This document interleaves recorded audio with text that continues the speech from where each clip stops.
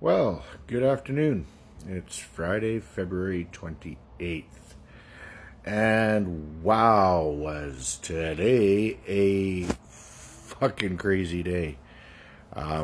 Yeah, that whole press meeting, whatever you want to call it, in the Oval Office there with Trump and Zelensky and JD Vance.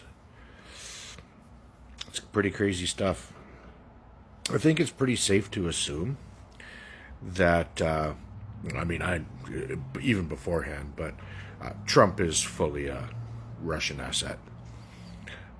He has put the United States,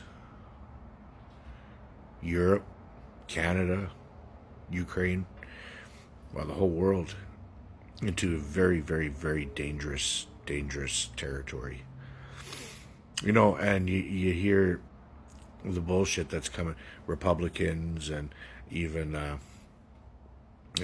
Russian news outlets and everything like that, and they're all, oh, Zelensky was there to pick a fight, and well, he wasn't respectful, and he didn't say thank you, and it's like, fuck, man, how many times has Zelensky said thank you? Like on a daily basis, he's always thanking the Americans and all the other allies for their help, right? Like Trump is such a narcissist that he just needs to hear it all the time. I guess it's stupid, right?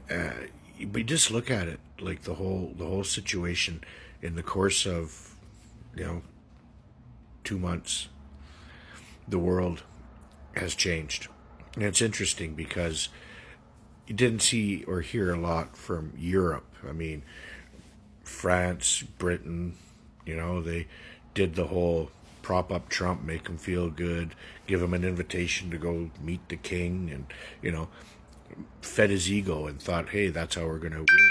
And it's like, no, man.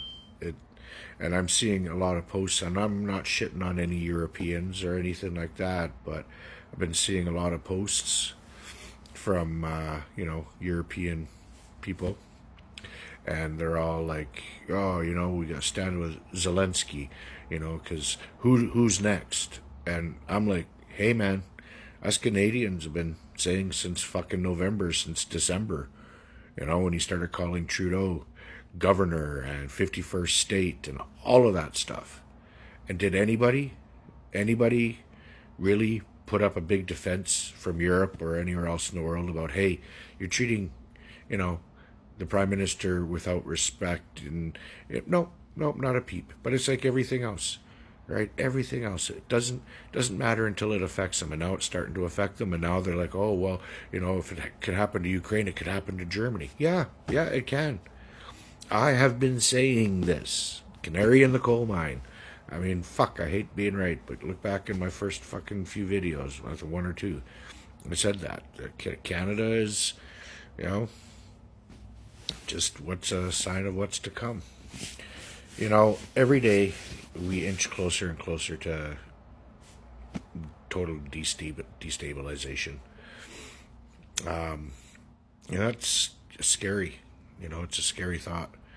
I try to make light of the situation, with things and stuff, but I didn't expect this in my life, right? Grew up in the 70s, 80s, 90s. I was a young man when the Cold War ended and the West won and life was great, and we failed it. We didn't stand guard. There's always going to be forces in the world that will try to take down democracy. And that's why it's so important to be engaged, to vote. Voter apathy is going to kill democracy. Like you get voter turnouts in Canada. Our last election, it was like 54% or something stupid like that. Germany, their last election, they had 85% voter turnout because they recognized and saw how important it was, right? And this next election in Canada, I hope that we have a high voter turnout, because if we don't, we get the government that we deserve. And it's just, it's crazy. So where does this leave the world moving forward, right? I mean, the United States is isolating itself daily and making itself into a pariah state, and becoming more fully aligned with the values and stuff of what Russia wants. Russia wants to revert back to the way they were 100 years ago. Yeah, so where does that leave us? Where does that leave Ukraine?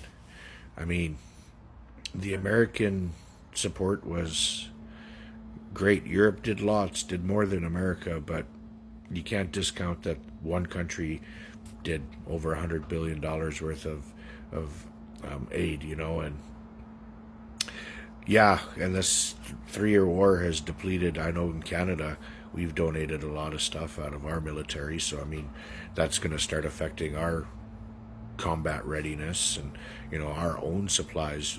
Heaven help something happens here in Canada and we need to turn to our military for defense, right? So yeah, we are in some very, very tumultuous times. What I think people should do is become educated, stay educated. Knowledge is power, right? Keep up to the date to the news.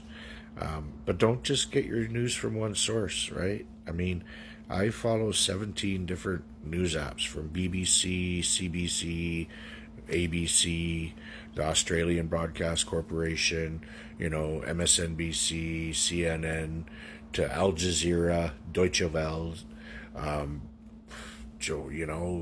Canadian Press, Reuters, Associated Press, right?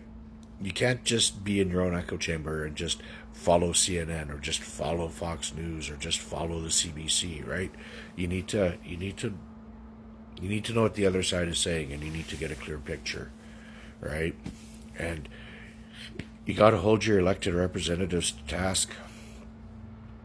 You got to make sure that you let them know that you stand for, the right side of democracy, and if that they don't, that they'll be punished at the next election if they don't. If there is a next election, what if Trump?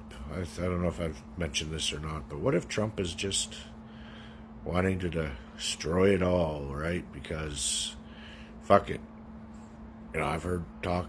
Oh, he's not going to get elected again. Well, he's not going to run anyway, but the Republican Party, right? But if you just don't plan on holding elections anymore, then it doesn't really matter what the fuck you do to the economy or alliances or whatever, right? I mean, we're in some very, very uncharted territory here. And, it's not being hyperbolic to say that it's very concerning and that we all need to be aware and we all need to, do our part. We need to make sure that we, educate people and tell them the truth and stand fight for what's right and support in any way that you can. But if I was in Ukraine right now, I would be pretty pissed, pretty hurt, pretty angry. And I honestly think this whole Zelensky thing was just one big setup. I think Trump and his group there had it all planned. That whole press conference, or whatever the fuck you want to call it, was aimed at one person and one person only, and that was Putin. And I think Trump was wanting to send a message to Putin that I'm on your side, right? So with that all in mind, we got to make sure that we stand tough, stand tall, elbows up, and become educated. Knowledge is power, and that's how you beat fascism. That's how you beat authoritarianism. That's how you beat evil people. And, be tough. Anyway, on that note, I hope everybody has a good afternoon, good evening, as good as you can under the circumstances. And, take care of each other. Fight fascism.